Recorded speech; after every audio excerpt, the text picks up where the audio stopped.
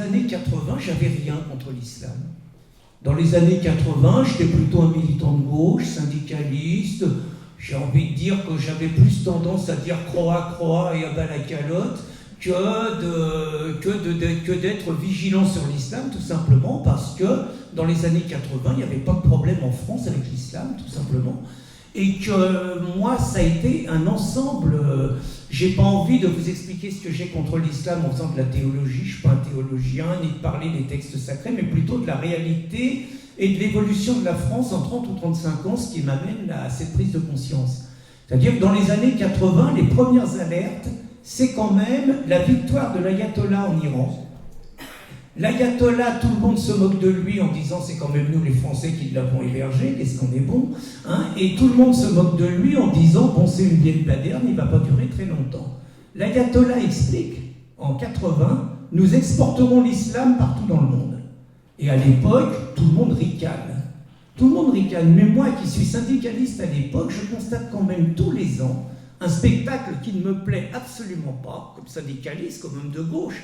C'est-à-dire que vous avez tous les ans les militants de l'ayatollah Khomeini qui mettent devant une trentaine de voilés et pendant des heures et des heures, vous avez les barbus derrière qui crient en levant le bras « Vive l'imam Khomeini !» Et ça dure des heures et des heures. Et très franchement, voir ce spectacle, voir toutes ces voilées, tout en noir, même en plein soleil, on est le 1er mai, ça m'exaspère. Et vous avez régulièrement les féministes iraniennes réfugiées en France qui crient « Vive la révolution des femmes en Iran ».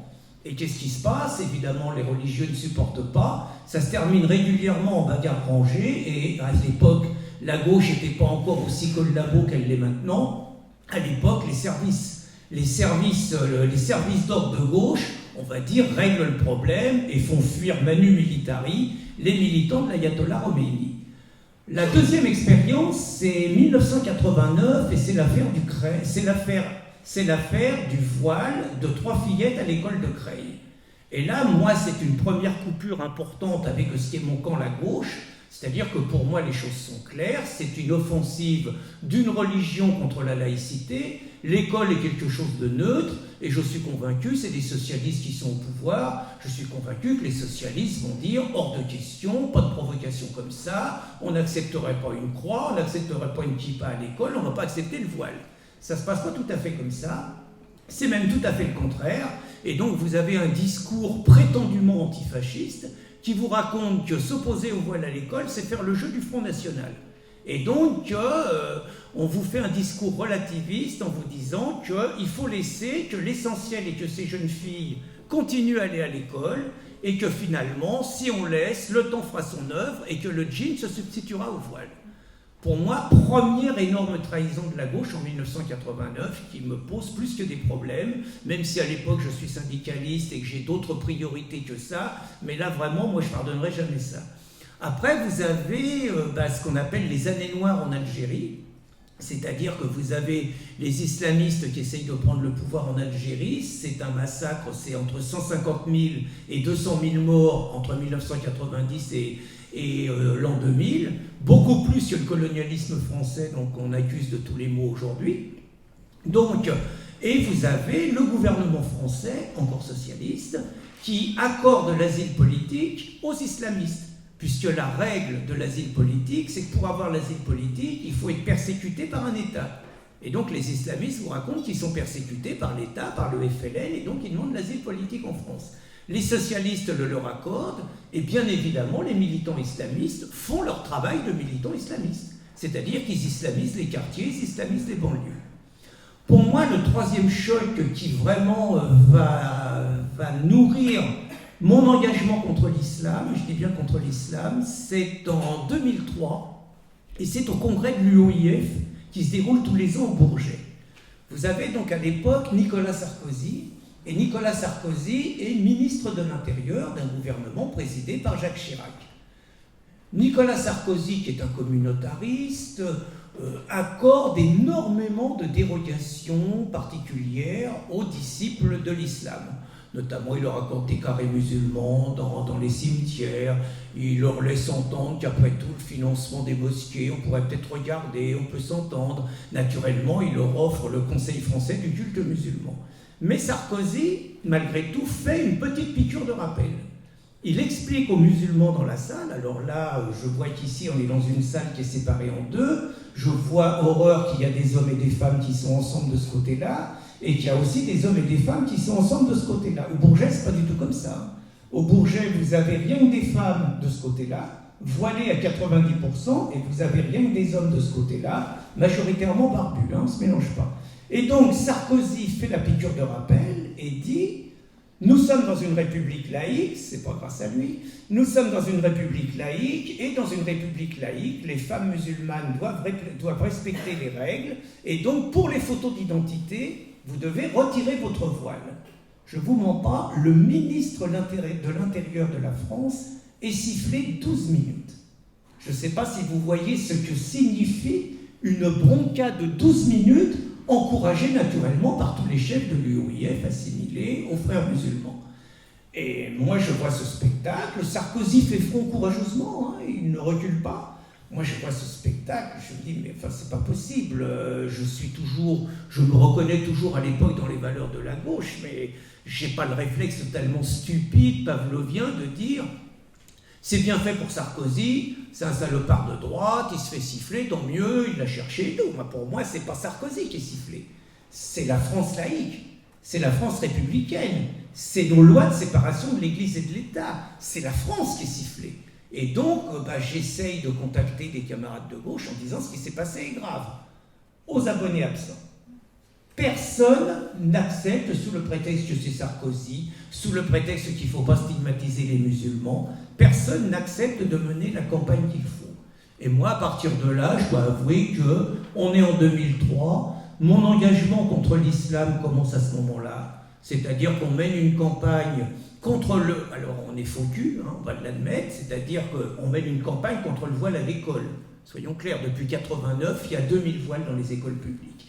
Il y a des dizaines et des dizaines d'équipes d'enseignantes qui sont confrontées à ces provocations et personne ne légifère. Nous, on demande à légiférer, mais pour vous dire comment il faut être subtil dans ces situations dans la France de 2003, on sait pertinemment que si on demande une loi contre le voile islamique à l'école, on va se faire traiter d'islamophobe, on va se faire traiter de raciste, on va se faire traiter d'extrême droite et tout. Donc on demande une loi contre tous les signes religieux. Les signes religieux, on sait que le seul qui pose problème, c'est le voile. On demande une loi contre tous les signes religieux, et la loi passe, et donc en 2004, c'est un gouvernement de droite qui fait une loi. Et je dirais que depuis 13 ou 14 ans, je vois l'avancée de l'islam et j'estime que ce dogme, je reviendrai, qui n'est pas une religion, ce dogme représente une menace pour nos libertés, une menace pour nos principes, et je considère que l'engagement de ma vie aujourd'hui, c'est de lutter pour que l'islam ne s'impose pas dans nos pays. Je vous remercie pour cette première partie.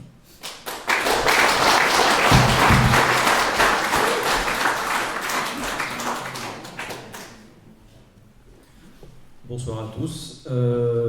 Alors, cette question qui a introduit notre débat, à savoir quel est mon problème personnel avec l'islam, d'abord, il faut savoir ce que c'est l'islam. L'islam, conceptuellement, pour la diplomatie dans l'agora, l'agora politique et sociale dans nos sociétés occidentales, c'est une religion. Il y a l'étiquette religion.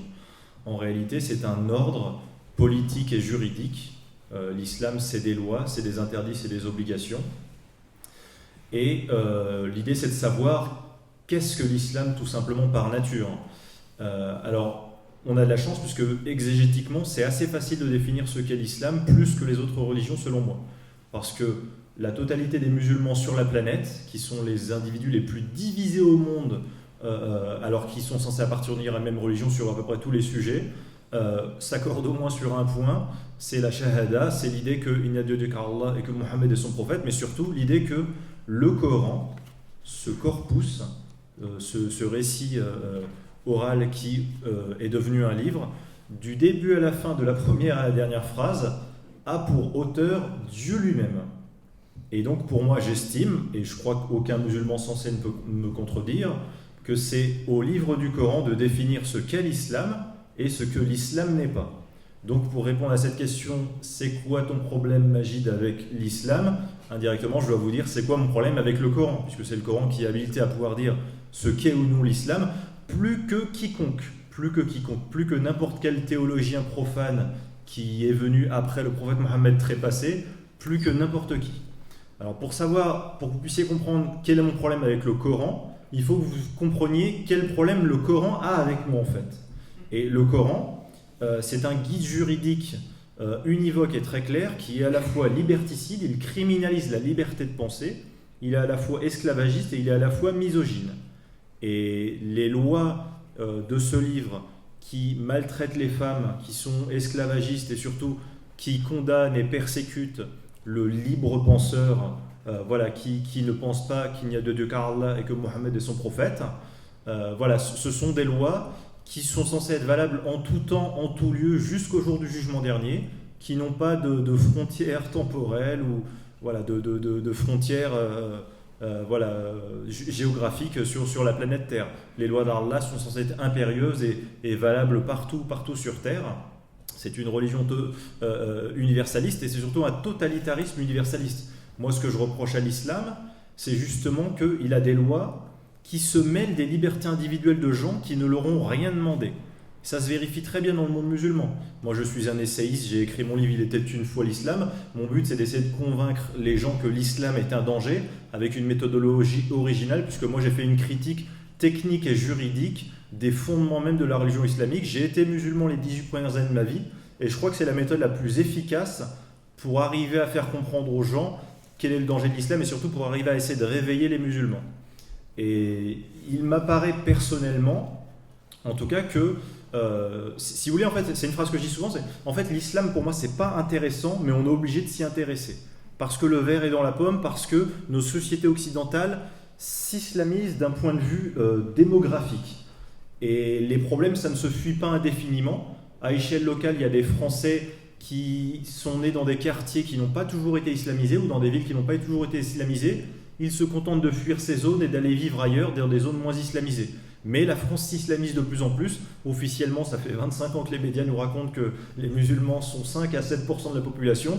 À un moment donné, ça a du mal à tenir dans la mesure où ils ont une démographie assez vive, dans la mesure où on importe massivement des gens. Les pays qui ont le plus de visas pour faire venir des gens en France, c'est l'Algérie, le Maroc, la Turquie. Il y a une endogamie ethno-religieuse, il y a tellement de musulmans qui font venir leurs futures femmes de leur pays d'origine. Ils font plus d'enfants que quiconque. À un moment donné, moi j'ai parlé à des politiciens français qui ont déjà demandé à me rencontrer. Je leur ai demandé, dites-moi les chiffres officieux, ils sont combien de pourcents dans la population française les musulmans? Ils s'accordent pour me dire environ 20%, ce qui est assez effarant quand même. On est loin des 5 à 7% éternels que le système essaie de nous matraquer avec de la propagande.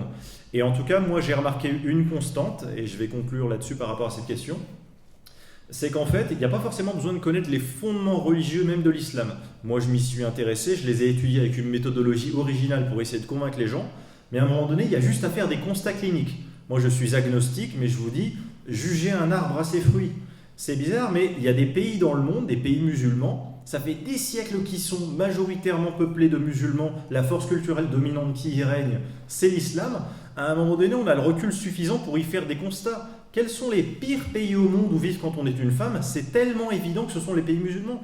Quels sont les pires pays au monde où vivre quand on veut être un libre penseur? C'est les pays musulmans, notamment quand on s'émancipe de la religion officielle d'État, l'islam. Quels sont les pires pays au monde quand on veut simplement aimer librement la personne qu'on a choisi d'aimer?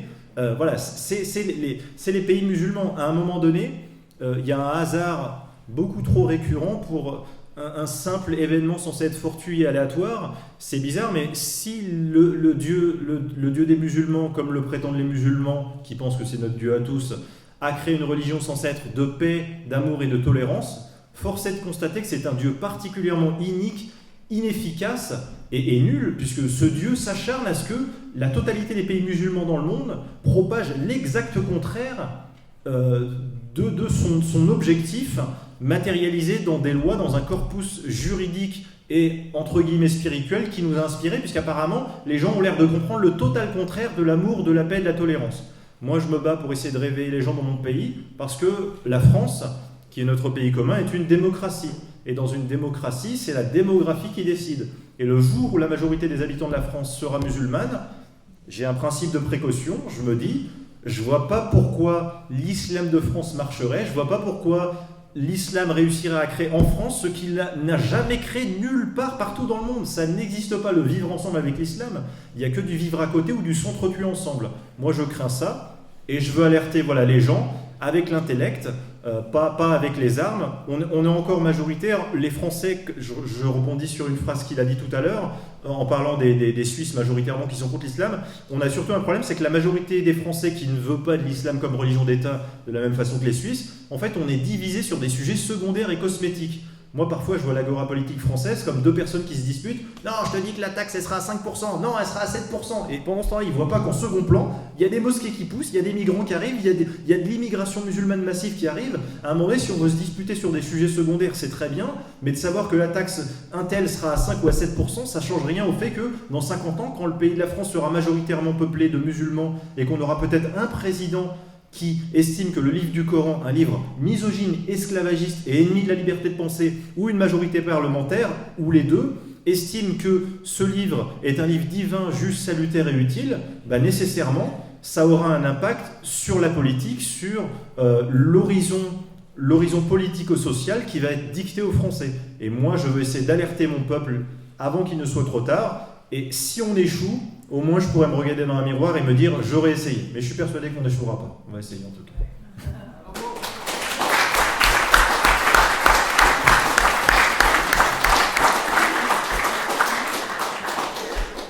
Alors comme nous sommes en autogestion, donc je rebondis donc sur cette introduction de Majid pour essayer de préciser donc clairement ce qu'est l'islamisation de la France et plus largement l'islamisation de l'Europe. Majid évoquait le nombre. C'est bien évident que le nombre est déterminant. Le nombre est déterminant. Vous pouvez estimer, je l'entendais parler de 20%. Pour dire les chiffres, en 1998, on estimait qu'il y avait 4 millions de musulmans. Je dis bien en 1998. Depuis les années Sarkozy, on est à 200 000 nouveaux venus officiellement en France tous les ans, majoritairement musulmans. On peut penser avec la fécondité. Aujourd'hui, vous avez une enquête qui a été faite, je ne me souviens plus du nom de l'enquêteur, mais c'est pas grave, qui vous raconte en 2016 qu'il n'y aurait que 3 à 4 millions de musulmans en France. 3 à 4 millions de musulmans. Cette enquête vous raconte, et les journalistes collabos vous disent, voyez, c'est rassurant. Il n'y aurait que 29% de ces 3 à 4 millions de musulmans qui seraient favorables à ce que les lois de la charia soient supérieures aux lois de la République. Et ils vous disent, ça veut bien dire qu'il y a 71% de musulmans qui sont donc profondément laïcs et républicains. Il y a des mauvaises langues qui disent ou qui sont profondément menteurs, mais regardons quand même ce chiffre, rien que ce chiffre, sur les chiffres mensongers qu'il nous donne. 29% de musulmans qui disent que les lois de la charia sont supérieures aux lois de la France et aux lois de la République, ça fait 1 million. Ça veut dire, si on veut savoir ce que parler veut dire, que 1 million sont prêts à la guerre sainte, ce que demandent les textes sacrés, pour imposer les lois de l'islam. 1 million sur des chiffres tronqués. Si nous écoutons les chiffres de Majid, 20% de 60 millions, on n'est plus tout à fait au même chiffre, on est à 12 millions. Si on considère que 1 sur 4, et on est gentil, est prêt à imposer par la violence la charia à la société française, on arrive à plus de 3 millions. L'islamisation de la France, c'est aussi le poids de la communauté musulmane sur les élections. Vous êtes un petit maire, vous avez 5000 habitants. Sur les 5000 habitants, vous avez 1000 musulmans. On est dans les 20%. Vous avez 1000 musulmans, vous allez avoir le cinéma, vous allez avoir la demande de la mosquée, vous allez avoir la demande de dispositions particulières pour la fête des écoles à la fin de l'année, on va vous demander de la viande halal. Vous allez avoir un ensemble de demandes, de revendications communautaristes religieuses. Le maire, il fait quoi? J'excuse pas les maires collabos, hein. Mais le maire, il fait quoi? Parce que les musulmans ne sont pas stupides. Les musulmans vont voir tous les partis politiques. et leur disent on est nombreux, on pèse 20%, on va voter pour celui qui est le plus compréhensif par rapport à nos particularités. Et donc ça veut dire qu'il y a une pression politique sur les élus énorme, qui se traduit notamment dans les élections nationales. On sait tous qu'en France, Hollande a été élu par le survote musulman, puisque les sondages officiels, l'Opinionway, vous disent que 93%, je ne sais pas si vous voyez, on n'est plus du tout on est vraiment dans le vote bloqué, le vote communautaire de style américain d'ailleurs. 93% des musulmans ont voté Hollande. Comme il suffisait de regarder en 2007 les études dans les quartiers quand vous aviez Sarkozy et Ségolène Royal, vous constatiez que Ségolène Royal faisait des votes extraordinaires dans les quartiers et que vous aviez des participations aux votations, je crois que vous appelez ça comme ça, ou les votations, vous aviez des participations énormes. Donc, pour dire l'islamisation de la France, c'est déjà le nombre. Et puis après, c'est les symboles, c'est les mosquées qui sont naturellement complètement autre chose que des églises, mais les mosquées qui sont des méribis, où le musulman apprend à respecter les lois de l'islam avant les lois du pays d'accueil. Vous avez naturellement les profusions de voiles, portées par des gamines de plus en plus jeunes. Vous ne connaissez peut-être pas encore ça en Suisse, parce que je crois que chez vous, l'abattage rituel est interdit. Chez nous, l'abattage rituel, je crois savoir, chez nous, l'abattage rituel, qui n'était normalement qu'une exception, est devenu la règle. Ce qui signifie que, alors que les musulmans, si on écoute Majid, sont 20%, vous avez 60% des Français qui mangent halal. Tout simplement parce que pour des raisons économiques, les abattoirs préfèrent abattre d'une façon halal et découler l'ensemble de la marchandise. Vous avez dans les entreprises, par exemple, la France est le pays de la laïcité, la France est le pays de la séparation du religieux et du politique. Vous avez dans les entreprises, vous avez maintenant dans des salles de prière, vous avez dans les entreprises, à l'occasion du Ramadan, vous avez des dérogations avec les horaires. En gros, les non-musulmans font le travail des musulmans, soyons clairs. Vous avez des chiffres à la RATP qui sont absolument épouvantables, y compris au niveau de la sécurité. Vous avez dans les hôpitaux, vous connaissez tous le refus de la mixité. Bref, de plus en plus, l'islamisation de la France, ça signifie concrètement qu'un État dans l'État s'implante, qu'un État dans l'État qui impose des règles qui sont différentes que celles de la loi commune des hommes est en train de progresser et que quelque part, ce que nous appelons le cancer islamique est en train de ronger tout ce qui faisait nos acquis, nos spécificités, nos libertés, la fierté de notre civilisation, et que deux pouvoirs se font face qui sont incompatibles. Alors, Youssouf Qaradawi, le gourou, on va dire, des frères musulmans, avait cette formule.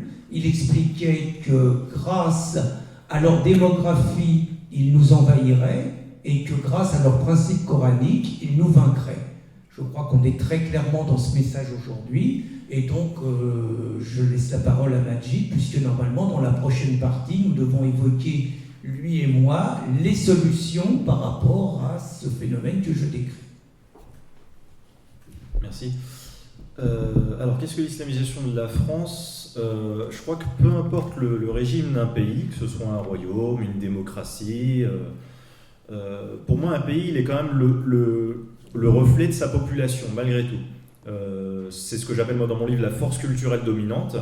Et un pays constitué de 90% de gens qui ont une religion particulière, des mœurs, des valeurs, normalement, ça va dicter l'ordre social, l'ordre culturel prééminent sur les intérêts de la société, sur les questions existentielles de la société. Et dans une démocratie comme la nôtre en France, c'est évident que la démographie, c'est évident en fait que plus la part de musulmans augmente en France, plus la part de leurs problématiques existentielles doivent être prises en compte par les politiciens, ça je peux tout à fait l'admettre. L'islamisation, moi je la vois de deux façons. D'abord populationnelle, on peut la voir dans les chiffres, le nombre de musulmans. Il a précisé plusieurs fois que c'est pas mes chiffres à moi que j'avançais, c'est bien des chiffres issus de rencontres avec des politiciens d'envergure nationale, mais je ne cite pas leur nom, c'était des réunions confidentielles pour parler de mon livre, ou alors ils voulaient des conseils ou me poser des questions sur le sujet islam. Et puis il y a aussi une islamisation par rapport à une adaptation législative, juridique, et également une adaptation, voilà, tout simplement par rapport à, disons, je sais pas moi, à des marqueurs sociétaux très précis qui relèvent de l'ordre du culturel et du social, qui relèvent de la discrétion du peuple.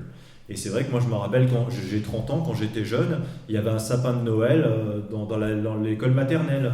Aujourd'hui, il n'y a pas de sapin de Noël, très peu dans les écoles maternelles publiques, de moins en moins en tout cas, parce que c'est devenu une offense envers la foi religieuse de certains. Je vous laisse deviner qui sont ces certains, voilà. Et aujourd'hui en France, il y a des comportements et des actions qu'on ne voyait pas avant. Aujourd'hui, quand vous mangez dans la rue en plein jour ou vous buvez en plein jour dans certains lieux de grandes métropoles ou à côté, vous avez des musulmans qui peuvent vous dire, vous agresser violemment en disant tu manges pas devant moi pendant mon ramadan alors qu'il fait encore jour, le soleil luit dans le ciel, tu me manques de respect. Je suis désolé, mais voilà, c'est un comportement. En France, il n'y a jamais un non-juif en France qui téléphonait ou conduisait sa voiture et qui, le jour de Shabbat, un juif lui a dit « tu manques de respect à mon Shabbat ». Ça, c'est jamais arrivé, ça relève de la science-fiction, là, ce que je raconte. Voilà, il y a des comportements, des petites persécutions du quotidien qu'on sent, une petite adaptation petit à petit. Pareil, les musulmans, en fait, ils votent de façon univoque, et nos politiciens aujourd'hui, voilà, pour eux, en fait, si vous voulez, les islamistes, parmi les musulmans, c'est eux en général qui aiment les représenter, et c'est eux en général qui sont très malins par rapport à la politique, au monde politique. Ils aiment faire du chantage électoral, et après tout, c'est la règle du jeu. Le problème, c'est que les Français à côté sont divisés sur des sujets secondaires et cosmétiques. Et au final, les musulmans qui arrivent à être bien organisés, à être un bon lobby, les musulmans, pas tous, mais certains, dans certaines communes, arrivent effectivement à faire pression pour obtenir de la part de maires la déprogrammation d'un film voilà, qui va poser des problèmes au cinéma, ou alors voilà, le fait de... C'est des petites adaptations petit à petit, mais en fait, si vous voulez, c'est en fait, l'islamisation de la France, démographique et aussi au niveau des lois, c'est une révolution lente. En fait, en France, on a été habitué à la mythification de la Révolution française pratiquement du jour au lendemain. On est habitué au fait qu'il y a un héros pratiquement tout seul voilà, qui peut guider vers la victoire, un De Gaulle ou ce que vous voulez. Et en fait, les Français sont habitués à ça, et du coup, beaucoup ne perçoivent pas l'idée qu'il peut y avoir des révolutions très lentes qui se font sur des années ou des décennies, et sur le fait que nous, le camp qui luttons contre l'islamisation de la France, il ne faut pas que tous on attende un héros providentiel parmi nous qui va sortir et qui va réussir à, entre guillemets, désislamiser la France. Et je veux insister sur un petit point. Mon problème par rapport à l'islam, c'est un problème par rapport à une idéologie. Je ne criminalise pas les musulmans. Pour moi, les musulmans, ils ont une foi. Et d'ailleurs, je fais pas partie de ceux qui veulent interdire la foi islamique en France. Ça n'a pas de sens de vouloir interdire une idéologie, c'est complètement idiot. Et c'est complètement idiot aussi de vouloir légiférer pour essayer de persécuter les gens pour ce qu'ils pensent. Je reproche au Coran d'être un ordre politico-juridique dogmatique qui veut criminaliser, et qui criminalise quand il le peut, quand il dirige politiquement, la liberté de penser des gens. C'est pas moi-même pour interdire l'islam pour faire la même chose, c'est-à-dire criminaliser la foi islamique. Après, l'idée, c'est de savoir comment on fait pour désislamiser la France, c'est-à-dire pour empêcher cette mainmise idéologique. Bien évidemment, un des moyens, c'est avant tout la démographie, puisque comme je l'ai dit au tout début de ma réponse, un pays est le reflet de sa population. Et moi, je pense que le jour où la population française sera majoritairement peuplée de musulmans, alors à ce moment-là, il y aura la capacité de cette majorité à pouvoir faire élire un président, un parlement majoritaire, qui déifie le Coran, qui estime que ce livre est juste, salutaire, utile, et là commencera le danger. D'ailleurs, un pays avec 50% de musulmans, 50% de non-musulmans, le vivre ensemble n'existe pas. À un moment donné, ça se ressent aussi sur le niveau de vie, voilà, le niveau, disons, de quiétude sociale des gens lorsqu'ils vivent ensemble, entre musulmans et non-musulmans, et aussi le niveau de sécurité des femmes qui se baladent dans l'espace public. Voilà, le vivre ensemble ne prend pas avec l'islam. En fait, ce qu'il faut comprendre, c'est que, et je pense que Pierre sera d'accord avec moi, l'islam, si vous voulez, c'est pas seulement une culture différente de la nôtre, c'est une culture qui nous est antagoniste, c'est un modèle culturel qui nous est antagoniste, qui est contraire à nos valeurs. Et c'est là où il attaque nos valeurs. Un Français d'origine vietnamienne ou chinoise en venant en France, il peut apporter sa petite nuance en termes de mode de vie à sa francité, mais dans le fond, il est capable aujourd'hui, en théorie, à échelle macroscopique, voilà, de devenir un citoyen français comme les autres, de bien réussir à s'intégrer. Et malheureusement, c'est plus difficile pour des musulmans qui estiment que le Coran est un livre divin, juste, salutaire, dans la mesure où, encore une fois, le Coran est antinomique à nos valeurs et à l'ordre politico-juridique qui défend nos libertés individuelles, en tout cas les miennes, qui me sont chères.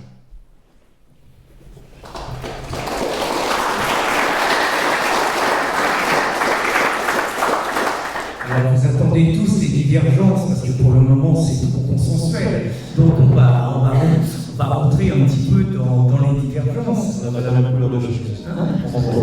Entre autres. Bon, moi je rappelle quand même cette phrase de Michel Onfray. Michel Onfray expliquait sur un plateau de télévision que selon lui, d'ici une 50aine d'années, la France, mais aussi l'Europe, avec la démographie et la politique migratoire qui est menée, c'était avant le problème des clandestins, donc il disait ça. Il pensait que d'ici 50 ans, la France et l'Europe seraient sous domination musulmane, et ça lui paraissait une finalité absolument incontournable. Ce qui est déjà invraisemblable, c'est que cette phrase de Michel Onfray, qui est quand même une référence, n'a fait l'objet d'aucun débat, dans aucun média, dans aucun parti politique. En gros, Michel Onfray a bu trop de cidre quand il a dit ça, vu qu'il est normand, ou ce qu'il dit c'est vrai. Et si c'est vrai, est-ce que c'est bien? Est-ce que ça pose un problème? Après tout, peut-être que c'est bien qu'on arrive à la fin d'une civilisation et qu'on arrive à une autre, on peut en discuter. Aucun débat. On est dans une histoire, moi je vois, si Michel Onfray a raison, je crains que 50 ans ce soit même très optimiste. Si Michel Onfray a raison, il y a 3 scénarios. Le premier scénario, c'est que les Français, et peut-être l'ensemble des Européens, se laissent islamiser et se laissent imposer le dogme musulman sans se battre et deviennent des dhimmis. C'est pas un scénario impossible. Il y a un deuxième scénario qui est possible, c'est qu'une guerre... Moi, j'aime pas le mot guerre civile, parce qu'une guerre civile, pour moi, c'est l'Espagne. C'est-à-dire, en 1936, vous avez ce qu'on appelle des fascistes, Franco, et vous avez des communistes, qu'on appelle des républicains, qui se livrent pendant 3 heures à un combat sans concession, 1 million de morts. C'est 2 parties d'un même peuple qui se battent. Une guerre civile, c'est pas avec les musulmans. Les musulmans ne font pas partie de notre peuple. Les musulmans ne font pas partie de la France. Les musulmans ne font pas partie de l'Europe. C'est une force d'invasion qui a été décidée à partir de 1973, et j'encourage tout le monde à bien lire les œuvres de Battier-Or ici présentes pour bien comprendre comment ça s'est passé en 1973. Donc les musulmans ne font pas partie de notre civilisation, ce n'est pas une guerre civile, c'est une guerre de reconquête. Je trouve que c'est important de faire cette précision. Si c'est une guerre de reconquête, il y a 2 solutions, on la gagne, on la perd. Moi je vais partir sur qu'est-ce qu'il faut faire pour la gagner. Et qu'est-ce qu'il faut faire pour la gagner? Moi déjà la première chose, et ça sera la première divergence très très très sérieuse avec Majid, moi je pense qu'il faut interdire l'islam. Et j'ai aucun problème pour dire que c'est une décision inefficace, que c'est une décision liberticide et qu'en interdisant l'islam, on se met quelque part au niveau des totalitaires qui eux-mêmes sont dans l'interdiction. Moi, je vais citer un exemple qui va peut-être vous paraître un petit peu provocateur, voire un petit peu comique. Je vais en citer 2. Il y a des dogmes qui sont interdits.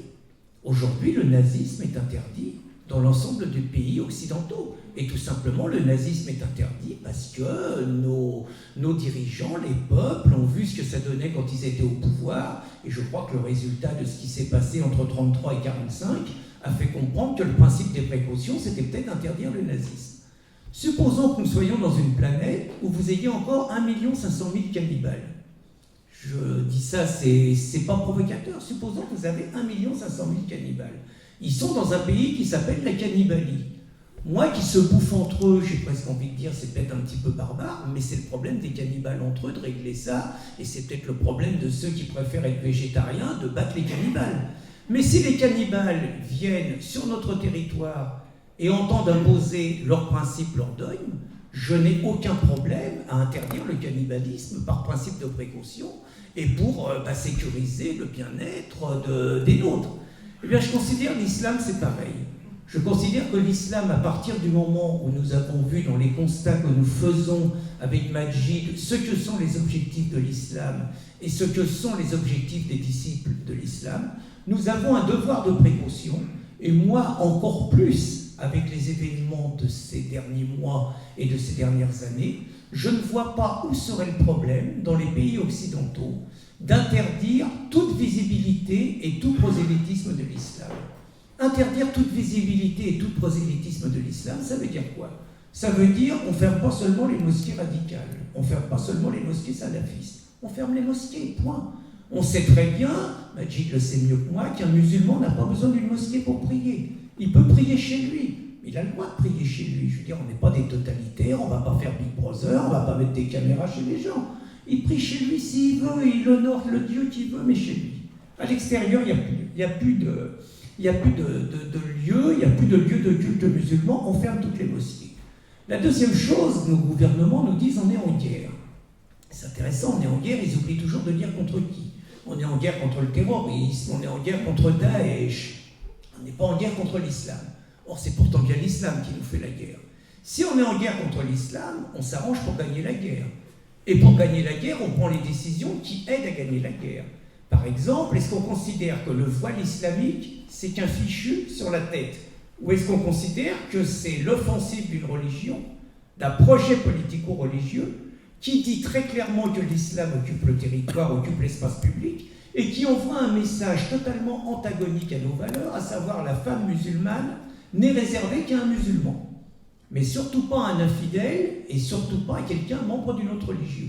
Ça, c'est contradictoire avec nos valeurs. On ne peut pas continuer à autoriser le voile islamique, encore plus si on est en guerre avec eux.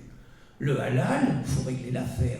Le halal, on ne va pas raconter qu'on autorise le halal, dont on sait qu'il sert par la dîme, au-delà de la barbarie de la mort des animaux, qui est indigne d'une civilisation du XXIe siècle.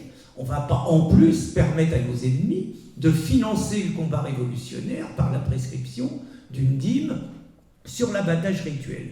Bien évidemment, toutes les mesures qui ont été prises, le ramadan dans les boîtes et tout, ça c'est terminé. C'est-à-dire, il n'y a plus de visibilité de l'islam, et celui qui veut contourner les lois, disons, contre la visibilité de l'islam, c'est très clair, il est expulsé sur le champ. Ça, c'est une première chose, mais ce n'est pas suffisant. C'est pas suffisant parce qu'on va arrêter une hémorragie. Mais l'hémorragie, on l'a subie depuis 20 ans. Sur les chiffres, s'il y a 10 à 12 millions de musulmans, même si on arrête ça, avec la démographie, ils vont gagner. Donc, il faut renvoyer massivement, moi je dis bien massivement, par la remigration, il faut renvoyer massivement tous ceux qui, par leur attitude, nous ont imposé le voile, tous ceux qui, par leur attitude, ont voulu nous imposer le halal, tous ceux qui ont fait pression sur les élus pour qu'ils leur construisent une mosquée, bref, tous ceux qui se sont comportés comme des prosélytes de l'islam et comme des ennemis de nos valeurs. Et nous n'avons mais aucun scrupule à avoir, au nom du principe de précaution, à virer de France ceux qui se comportent comme nos ennemis, qui se comporteront comme nos fossoyeurs et qui se comporteront comme des assassins et comme des gens dont on sait le traitement qu'ils réservent aux perdants et aux dénis. Il en va de notre sécurité, il en va de notre survie, du survie de notre civilisation. Et ceux à qui ça poserait un problème moral. Je vais citer 2 anecdotes historiques. En 1962, en Algérie, vous aviez 8 500 000 habitants. Malgré les accords d'Évian ont été violés immédiatement et au nom de la valise ou le cercueil, vous avez 1 million de Français qui étaient présents depuis 3 ou 4 générations sur cette terre, qui ont été chassés du jour au lendemain. Il y en a 1 million qui sont partis. Je ne dis pas ça du tout par une volonté revancharde. Je dis qu'il y a des phénomènes historiques qui montrent que dans des périodes exceptionnelles, ce qui paraît impossible peut arriver. Et le deuxième exemple, c'est les années 45, avec ce qu'on a appelé la migration des Sudètes. C'est-à-dire que on va dire que la guerre de 45 avait laissé tellement de traces dans des pays comme la Pologne, dans des pays comme la Tchécoslovaquie ou la Roumanie, que vous aviez des personnes d'origine allemande qui étaient là également depuis 3 ou 4 siècles, qui ont été chassés manu militari d'une manière très brutale, et vous avez 12 millions de personnes qui, entre 1945 et 1947, se sont retrouvées chassées de leur terre et se sont retrouvées en Allemagne. Encore une fois, je ne dis pas que c'est bien, je dis que ce sont l'histoire, et l'histoire est cruelle. Tout ça pour dire que s'il y a des décisions à prendre, et s'il y a des décisions à prendre pour sauver notre civilisation, pour empêcher nos enfants et nos petits-enfants de devenir des dhimmis, de vivre dans les conditions des pays musulmans que décrivait Majid.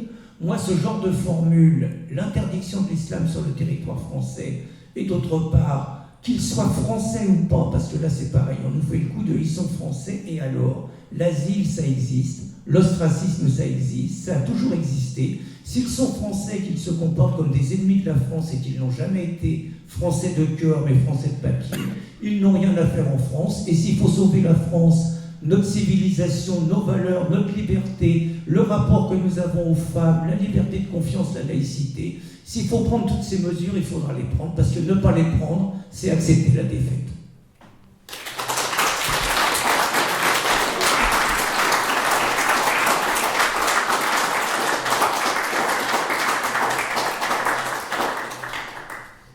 Alors, il y a effectivement deux points de divergence qui me distinguent un petit peu de l'avis de Pierre. En fait, il faut comprendre une chose. La France tient sur un socle de valeurs et d'idéaux intellectuels et d'idéaux moraux. Je peux pas m'autoriser la facilité langagière de dire les musulmans sont mes ennemis ou nos ennemis. D'abord, je ne parle qu'en mon nom. Et pour moi, un musulman, par définition, c'est quelqu'un qui a une foi. Pour moi, le mot religion, en fait, potentiellement, tout est religieux ou rien n'est religieux. Pour moi, quelqu'un qui croit très fort en un politicien qui nous promet monts et merveilles demain, c'est autant une religion qu'une religion qui propose un salut post-mortem, un Dieu démiurge, avec un paradis et un enfer. Religion, pour moi, potentiellement, tout est une religion. Même un parti politique, potentiellement, ça peut être une religion. Et je ne peux pas non plus extraire les musulmans dans une globalité du peuple français. Pour moi, le peuple français, dans notre pays de liberté, et c'est ça l'ironie du sort, c'est que, en fait, le peuple français est un peuple divers. Il y a des gens qui croient en ce qu'ils veulent, dont des croyances qui me sont antagonistes, qui me sont opposées.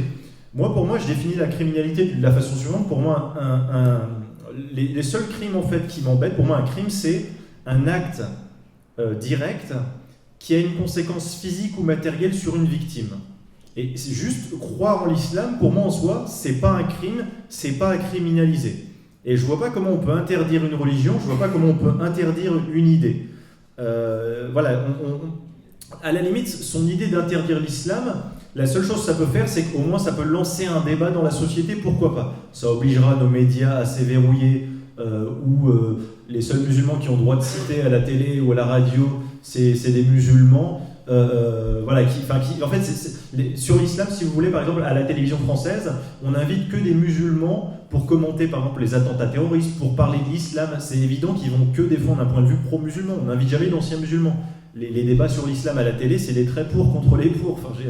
Il n'y a jamais de possibilité que nos opinions à nous soient défendues et puissent s'exprimer. Donc à la limite, ça pourrait lancer un débat. Mais une religion à interdire, il n'y a rien de plus facile à contourner.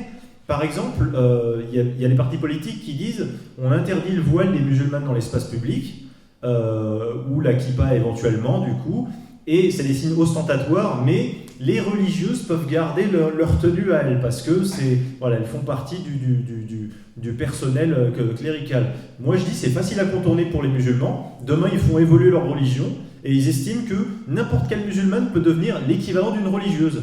Un État laïque, pour lui, tout est une religion ou rien n'est une religion. Du coup, demain, s'ils le veulent, tous les musulmans, ils disent dorénavant, on a relu des parchemins, finalement, toutes les femmes musulmanes, potentiellement, c'est l'équivalent de vos religieuses, elles ont juste à passer 1 minute toutes les semaines dans les mosquées. Elles mettent les pieds, elles sortent, ça y est, on considère que c'est des religieuses, elles ont fait leur devoir, de toute façon, on ne sait pas ce qui s'y passe. Il n'y a rien de plus simple que de contourner l'interdiction d'une idée.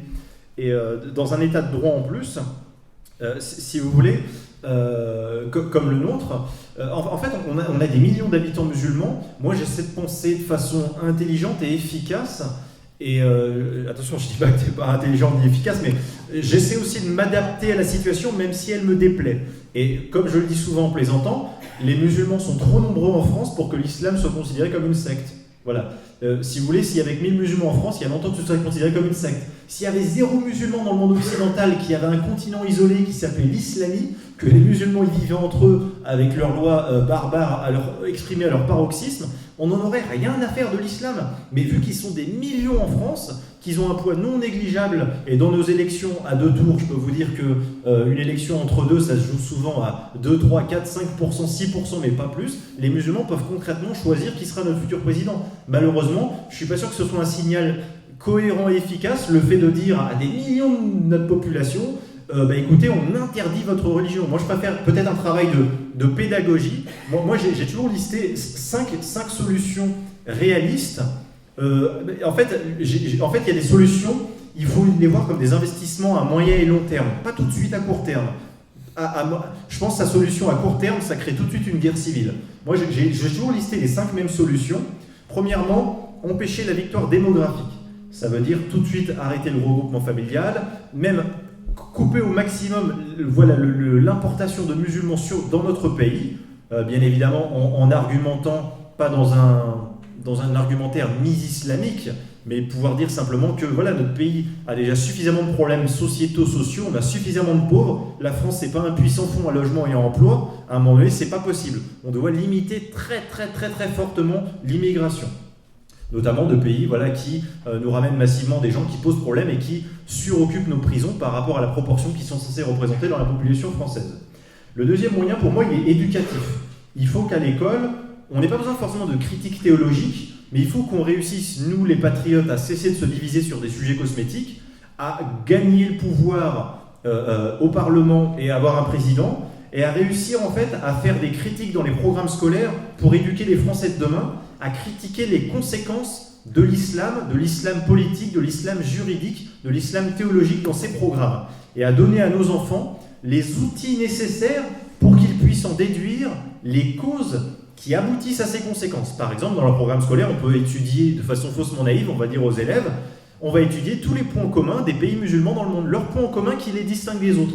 Ça va être très rapide, c'est que des points communs qui jettent l'opprobre fortement sur l'islam, puisque les terres d'islam sont des endroits absolument horribles et abjects pour les femmes, pour les libres penseurs, pour les gens qui veulent aimer librement. Et aussi, on peut s'amuser à, entre guillemets s'amuser, à essayer de donner dans les programmes scolaires les outils intellectuels nécessaires pour faire comprendre à la jeunesse ce qui distingue l'islam, le monde musulman, du reste du monde. Et là encore, il y a une possibilité de pouvoir faire un investissement à moyen et long terme sur les gens. Et ce travail de pédagogie peut aussi se faire auprès des adultes. Malheureusement, tous nos médias mainstream sont totalement verrouillés. Radio, télévision, journaux. C'est pour ça que moi je proposerais, dans l'idéal bien évidemment, c'est pas ce que je propose moi à titre personnel, je ne propose rien. Moi je suis un intellectuel, un essayiste, j'essaie d'influencer les gens, le peuple et éventuellement des politiciens.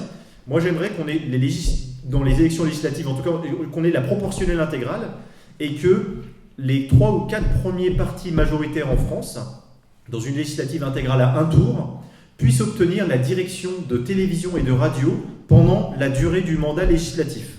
Au moins, ça permettra à peut-être un parti anti-islam, parmi ceux installés, ou en tout cas un nouveau parti qui pourrait émerger, on sera loin de la logique à 2 tours, de pouvoir espérer obtenir un média et que n'importe quel Français lambda puisse zapper à la télévision ou écouter sa radio, et qu'au moins il ait la possibilité, cet outil, au-delà de l'outil internet, de pouvoir écouter une chaîne qui donne un avis différent sur l'islam, sur l'immigration musulmane, parce que pour l'instant, faut être réaliste. La télévision ne fait que défendre le sans-frontiérisme.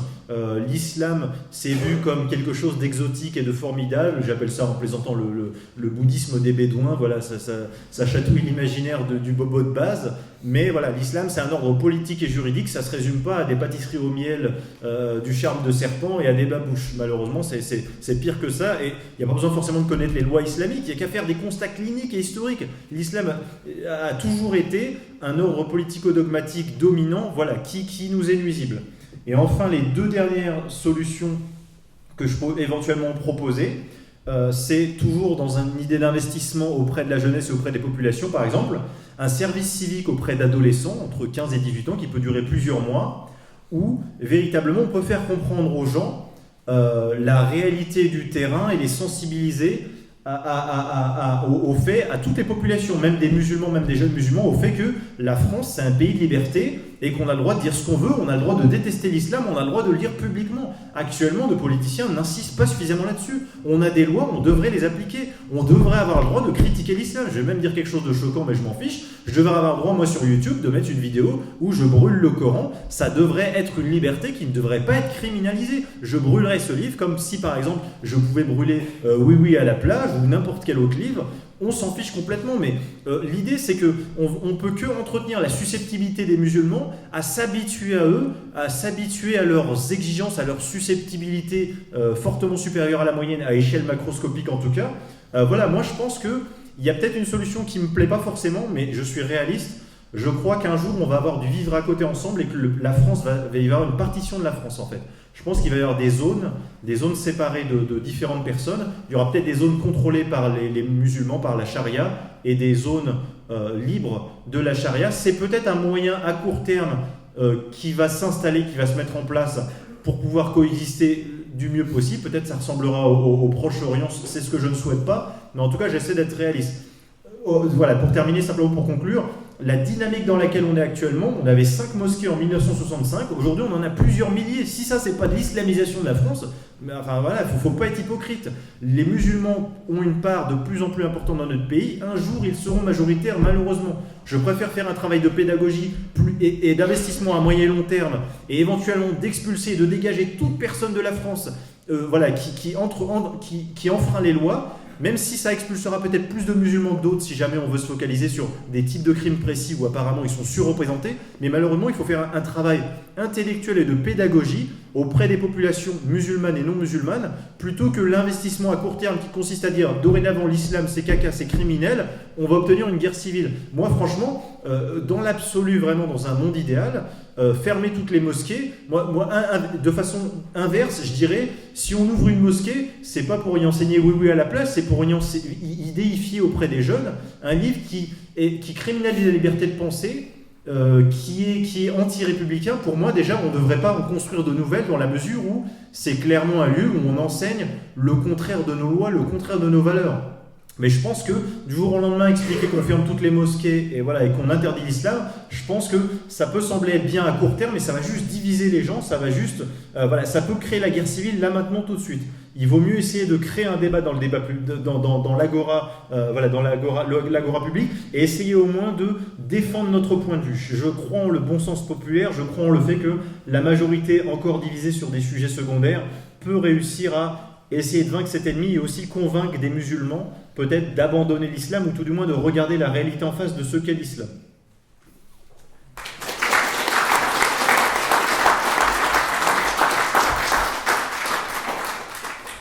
Petite conclusion tous les deux. Il y a peut-être des questions de la salle, non ? Oui, non. Je veux bien faire une conclusion. Après, le débat pourrait terminer. Moi je réponds aux questions de la salle. Moi je veux bien faire une petite conclusion. Je veux bien faire une petite conclusion, 1 minute éventuellement.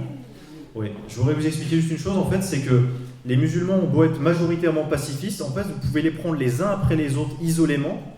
Vous leur demandez, est-ce que pour toi, l'égalité homme-femme, c'est important ? Est-ce que l'islam, c'est une religion de paix ? Ils vous diront que oui. Mais ils ont beau être majoritairement pacifistes, en tout cas ils le prétendent, ils ont beau être majoritairement n'être ni islamistes ni djihadistes, c'est une constante. Les musulmans majoritairement ni islamistes ni djihadistes se choisissent systématiquement parmi eux des islamistes pour les gouverner et tolèrent systématiquement parmi eux les islamistes qui vivent parmi eux, qui les culpabilisent. Voilà, je voudrais juste insister sur ce point parce que la majorité des musulmans ne représente pas un danger direct isolément, mais c'est une constante. La majorité quiétiste des musulmans se choisit systématiquement parmi eux des islamistes pour les gouverner parce que ça vient de leur culture. Ils ont une culture de domestication personnelle qui en fait qu'ils n'ont pas tellement de velléité politique. Et en fait, ça n'intéresse parmi eux que les islamistes, et je pense même qu'une bonne partie des islamistes parmi eux ne sont pas du tout musulmans, font semblant d'être musulmans pour pouvoir acquérir du pouvoir, en avoir sur leurs ouailles, et c'est très confortable d'être un politicien musulman, puisqu'on prétend défendre l'islam, on prétend défendre l'islamisme, et dès l'instant où il y a une opposition qui vient contre soi, une opposition laïque, une opposition droit de l'homiste, il suffit d'alerter la foule, la masse hébétée, et de leur dire, vous avez vu ? Il est moins musulman que moi, il va me déloger de mon pouvoir, moi qui défends plus l'islam que lui, et ça suffit à contenir, à intimider une éventuelle alternative droit de l'homiste ou laïque qui vise à défendre plus de liberté envers les femmes, envers les individus. Voilà, je voulais simplement expliquer que même si les musulmans, isolément et à échelle macroscopique, peuvent sembler pacifiques et le sont dans leur comportement, ne transgressent pas nos lois, malgré tout, moi j'estime que ça représente un danger demain quand ils seront majoritaires, parce que quand ils auront le choix entre un candidat président au second tour islamiste et un mécréant, ils choisiront l'islamiste parce qu'ils choisiront celui qui déifie le Coran et qui respecte le Coran, et du coup ils se sentent cette allégeance commune et ce point commun, plutôt que le mécréant qui mange du porc et qui lui ignore le Coran.